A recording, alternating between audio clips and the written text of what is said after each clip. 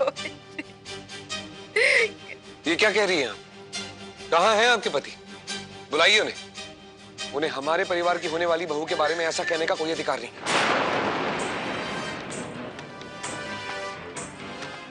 दादाजी, कोई हमारे परिवार के बारे में ऐसा कैसे कह सकता है? हमारा परिवार हमेशा से धर्म के रास्ते पर चला है। हमारे परिवार पर ऐसे लांछन। और राधिका, वो तो पवित्रता की मूर्ति है। शांत हो जाओ देव, बैठ जाओ। इस समय मुद्दा इस औरत की समस्या का है, हमारे परिवार का नहीं। और फिर ये न्याय सभा है, इसमें दोनों पक्षों को आमने सामने होना चाहिए। मठाधीश जी, इनके पति को बुलवाइए।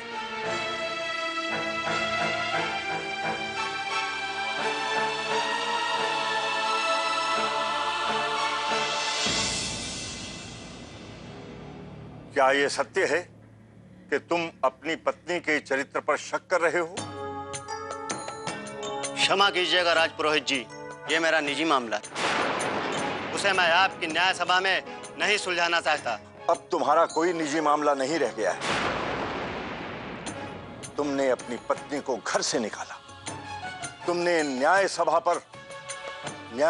की क्षमता पर प्रश्न चिन्ह लगा दिए। और तो और राजपुरोहित परिवार की होने वाली छोटी बहू को अपशब्द कहे। मैं तो बस इतना जानता हूं राजपुरोहित जी कि मेरी बीवी एक पूरी रात घर से बाहर रही। मुझे इस पर शक करने का पूरा अधिकार है। आप लोग बड़े लोग हैं, खुले ख्याल के हैं। आपके ऊपर कोई फर्क नहीं पड़ता कि आपके एक बेटे की बहू दूसरे बेटे से शादी करने वाली। एक आदमी के साथ शादीशुदा जिंदगी बिता चुकी वो औरत अब राजपुरोहिताइन बनने वाली है।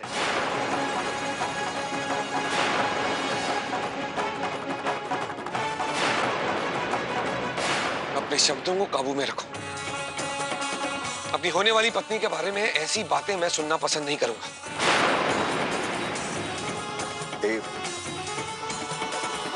यहां हर व्यक्ति को अपने व्यक्तिगत विचार रखने की छूट है।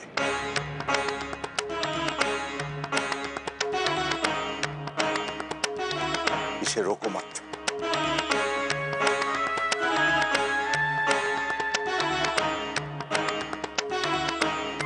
कहो। मुझे तो बस यही कहना है राजपुरोहित जी कि धर्म की बागडोर अब आपके हाथों में। आप जैसा करेंगे समाज वैसा ही करेगा। आज आपके घर में दो भाइयों की एक पत्नी,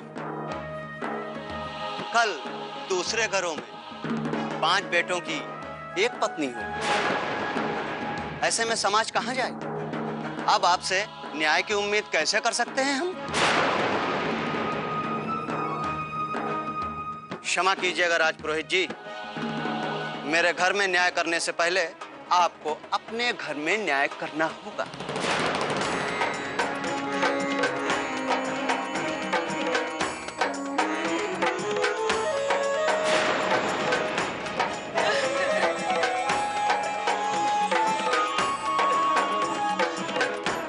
आपने उसे जाने कैसे दिया दादाजी? वो हमारे परिवार पर इतने लांछन लगाकर अपनी मनमानी कर रहा था। यहाँ व्यक्तिगत भावनाओं का कोई मोल नहीं है बेटा। और उस औरत को तो इंसाफ। मैं मठाधीश जी और महंतों से परामर्श करके इसका निर्णय लूंगा।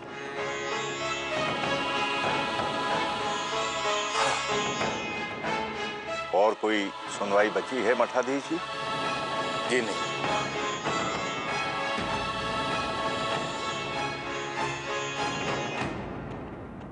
तुम्हारी बातों का राजपुरोहित पर असर हुआ ना? क्यों नहीं होगा मालकिन, आपने जितना बताया था उससे भी ज्यादा कड़वे शब्द बोल के आया हूं मैं। अंदर तक हिल गए होंगे दादा पोता दोनों। ऐसे ही काम करते रहना, फिर पैसे से माला माल कर दूंगी तुम्हें। जानता हूं मालकिन, आप बस हुक्म करना, चलता हूं। सुनो, संभाल के जाना, कोई देख ना ले। जी सरदार। पहला वार तो निशाने पर लग गया, अब दूसरा वार मठाधीश के कंधे पर रखकर करना होगा। मेरे सपनों पर पानी फेरा था ना उस राधिका ने। मैं भी देखती हूँ कैसे बनती है वो राजपुरोहिता है।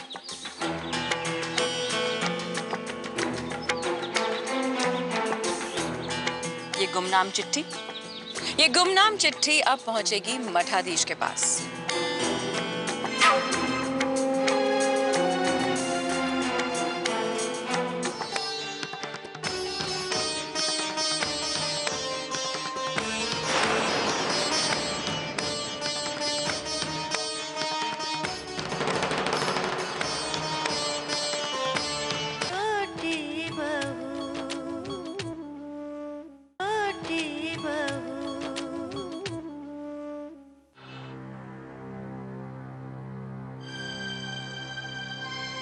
हेतु, बाबूजी ये चिट्ठी भूल गए हैं, ये मठाधीश जी तक पहुंचा दो।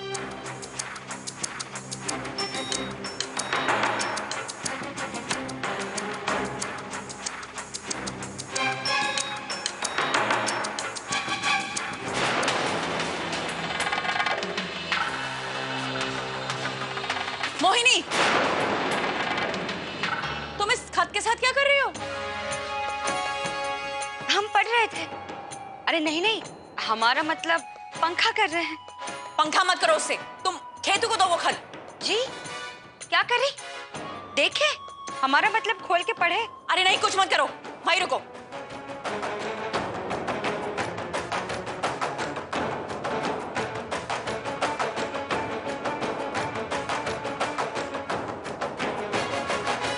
मोहिनी, खत कहाँ है? जी कौन सा खत सासू माँ? जो तुम्हारे पास था। अरे वो खत जो मठाधीश जी के लिए था। वो बरखा गुजर रही थी तो उसने पूछा ये क्या है, हमने कहा खत है, और हमने ये भी कहा कि सासू माँ मांग रही है। उसने झट से हमारे हाथ से ले लिया और चली भी गई। कहाँ गई वो? हमें क्या पता।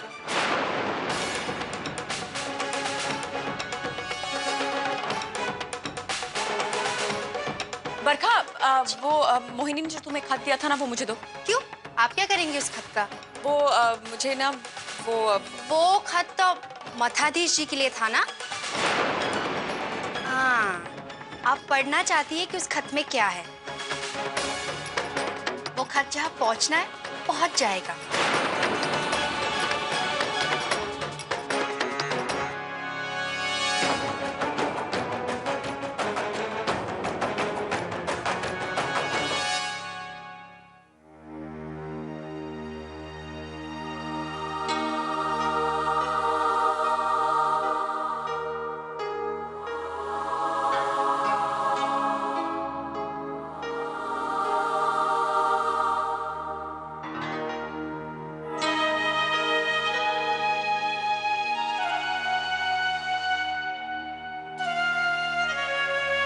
बाबा, खाना कल शाम से आपने कुछ नहीं खाया बाबा।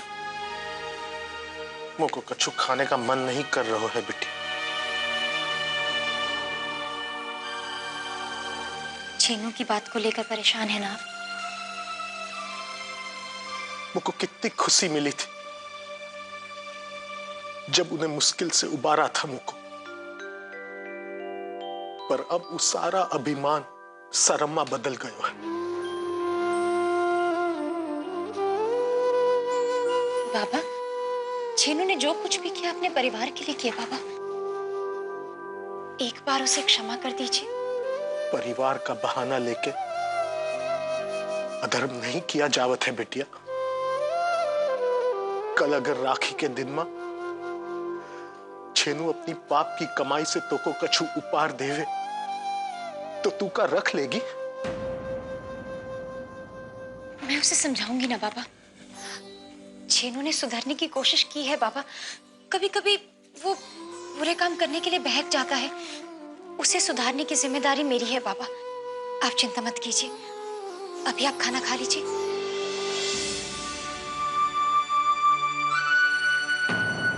सारा सामान भंडार घर में रखवा देना। ठीक है, तुम जाओ। मठाधीश जी, राजपुरोहित परिवार में जो शादी होने वाली है उसका सारा इंतजाम कौन देखेगा अपने मठ में? वही सोच रहा हूँ।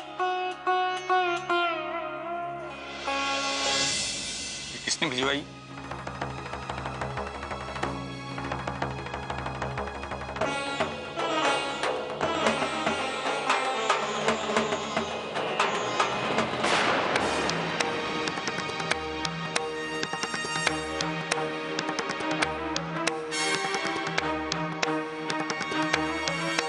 क्या हुआ मठाधीश जी?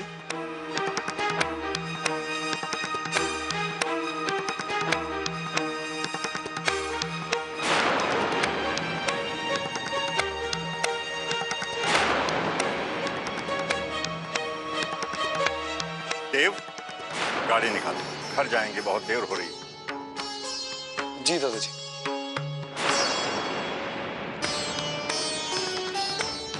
राजपुरोहित,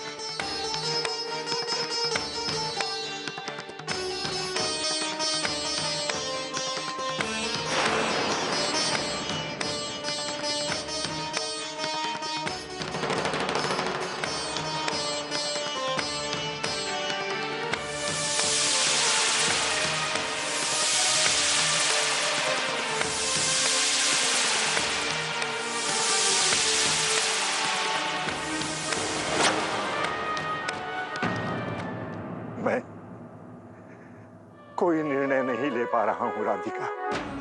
धर्म और न्याय की इस दुविधा का कोई उपाय नहीं है मेरे। इसीलिए ये निर्णय मैं तुम पर छोड़।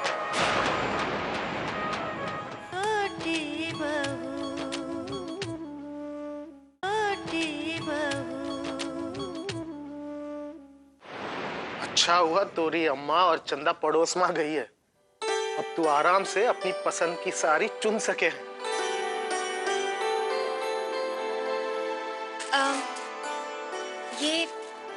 ये वाली कितने की है? ये 2500 की है। वो वाली दिखाइए ना। अरे यही ले ले बिटिया, भैया दाम कम कर देंगे। हम कम करके ही बता रहे, 2500 में हम 10 रुपया भी कम नहीं कर पाएंगे। बाबा रहने दीजिए ना, 2 साड़ियां तो हमने खरीद ली है और साड़ियों की जरूरत नहीं है मुझे अब।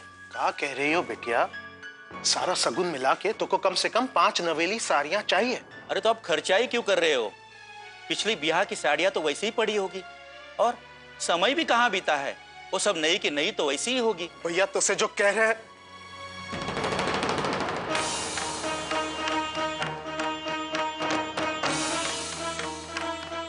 माफ करना मनसाराम भाई, गलती हो गई, लेकिन क्या करें, छोटी सी बात तो है नहीं।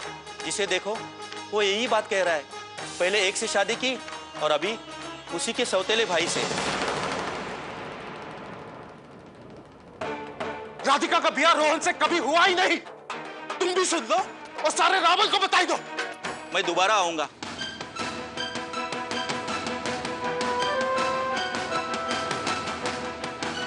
लोग समझते कहाँ है अपने आप को, क्या सोचते रहते हैं, उनको दिखता नहीं है। तू गंगा जैसी पवित्र है। तेरी और देव बाबू की जोड़ी कान्हा ने बांधी थी। एक बार तेरा ब्याह हो जावे, सब चुप हो जाएंगे, देख लीजिए।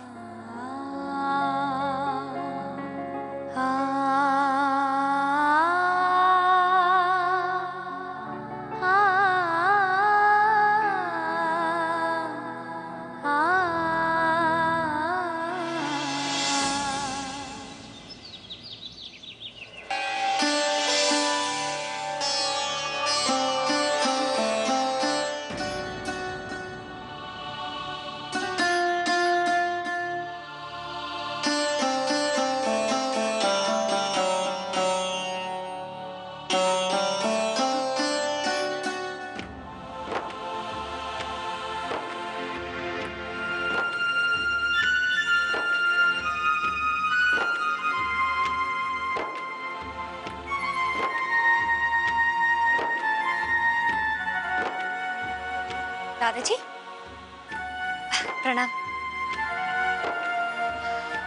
क्या बात है दादाजी, आपने इस तरह से मुझे न्याय कक्ष में बुलाया, आप घर भी नहीं आए? हाँ बेटी, जो मुझे तुमसे बात करनी है वो यहाँ न्याय पक्ष में ही हो सकती है। राज पुरोहिती की परंपरा लगभग 200 साल पुरानी है। मेरे पूर्वजों को यह जिम्मेदारी सौंपी गई थी ताकि समाज में धर्म और न्याय में संतुलन बना रहे। देश भर में राजपुरोहित चुने गए और हर राजपुरोहित के क्षेत्र में कई मठ, आश्रम, विद्यालय, धर्मशालाएं स्थापित की गई। वो सब समाज के लिए ही था और हमसे यही आशा की जाती है कि हम सदैव समाज को प्राथमिकता दें। जी दादाजी, जानती हूँ राजपुरोहित परिवार की परंपरा, उनकी विरासत, ये सब कुछ हमें गुरुकुल में पढ़ाया गया। दादाजी, राजपुरोहित परिवार का समाज में बहुत ऊंचा सम्मान है और दादाजी, मेरे लिए बहुत बड़े सौभाग्य की बात है कि मैं राजपुरोहित परिवार की छोटी बहू बनने जा रही हूँ। मैंने देखा है राधिका, कैसे तुमने हमारे परिवार की भलाई के लिए अपनी खुशियों का बलिदान दिया, मुझे नया जीवन दिया, घर में छुपी राक्षसी ताकतों को परास्त किया। तुममें वो सारे गुण हैं जो एक राजपुरोहित में होने चाहिए। दादाजी, आप मुझे इस काबिल समझते हैं, ये मेरे लिए बहुत बड़ी बात है। मैं आपको विश्वास दिलाती हूँ, मैं अपने निर्णय में समाज को प्राथमिकता दूंगी, अपने व्यक्तिगत सुखों को नहीं।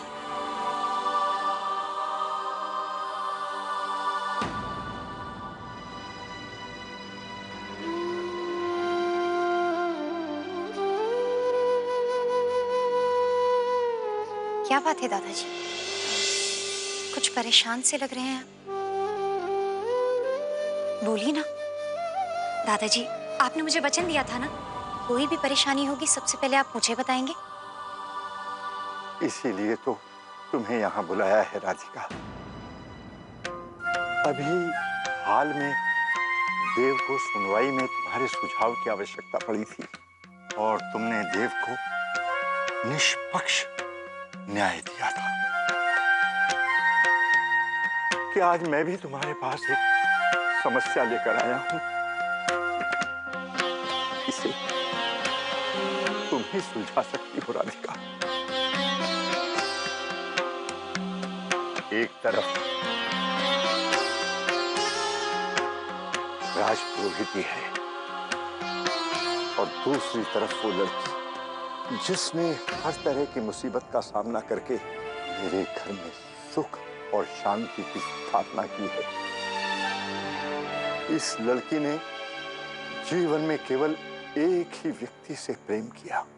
आज वो व्यक्ति राजपुरोहित के पद पर आसन्न होगा। मुझे तुम्हारी पवित्रता पर कोई संदेह नहीं है राधिका, पर मैं जानता हूं तुम 100 अग्नि परीक्षाएं भी दोगी तो भी लोग उंगली उठाएंगे। उन्होंने सीता मैया जैसी पवित्र आत्मा को भी नहीं छोड़ा और जब तुम पर उंगली उठेगी तो बदनामी राजपुरोहिती की होगी। राजपुरोहिती की धर्म निष्ठा पर सवाल उठेंगे। हमारी न्याय प्रिया पर शक की दृष्टि से देखा जाएगा। मैंने स्वयं को इतना लाचार कभी महसूस नहीं किया। जब मैं 12 वर्ष एक ही जगह पड़ा रहता था, मैं कोई निर्णय नहीं ले पा रहा हूं राधिका। धर्म और न्याय की इस दुविधा का कोई उपाय नहीं है मेरे पास। इसीलिए ये निर्णय मैं तुम पर छोड़ रहा हूं। मुझे विश्वास है राधिका, तुम ही मुझे सही राह दिखा सकती हो। मुझे तुम्हारे न्याय पर पूरा विश्वास है। मैं भगवान को साक्षी मानकर यह वचन देता हूं, तुम जो भी निर्णय करोगी उसे पूरा करना मेरा दायित्व होगा। मुझे अपना फैसला सुना दो राधिका।